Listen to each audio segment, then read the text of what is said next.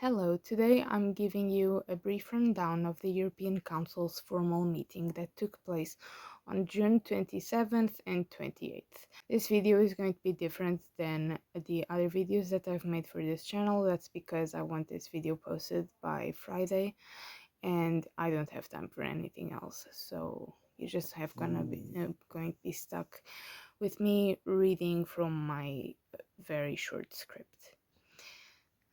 During this meeting, Antonio Costa was voted and confirmed as the next EU Council President, starting the role in December 1st. As a reminder, he's being investigated for a corruption and/or conflict of interest case in his native Portugal. As someone who's Portuguese, I'm happy to see a fellow Lusitanian taking a top EU job.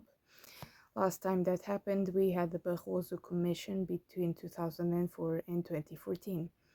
Those were great years if you like roller coasters. Kaja Kallas has been confirmed as the candidate for High Representative of the Union for Foreign Affairs and Security Policy from the Council. Ursula von der Leyen has also been confirmed as candidate for a re-election as President of the European Commission.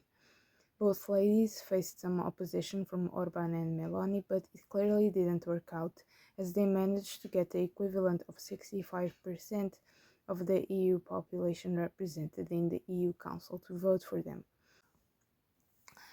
You could tell there was going to be some form of tension in this meeting, as there were some interesting pictures shared on the Belgian Prime Minister's Instagram account. On one picture, you see a glaring Italian Prime Minister staring down towards the direction of an amused VDL surrounded by friendlier and more influential members of the Council in the other picture. It was a very interesting choice of pictures to post. Now they will have to be interrogated in the European Parliament within the next couple of weeks, which will be tricky.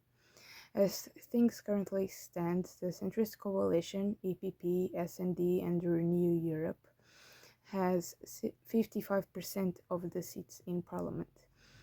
But that doesn't mean that all centrist MEPs will approve of them, especially von der Leyen, who has been criticized for trying to charm Meloni by delaying the release of a report criticizing the Italian government's reduced protection of journalists against attacks of organized groups, or failure to protect journalists against attacks of organized groups. The report hasn't been released yet, so we will get further clarification as to what is going on in the Italian rule of law.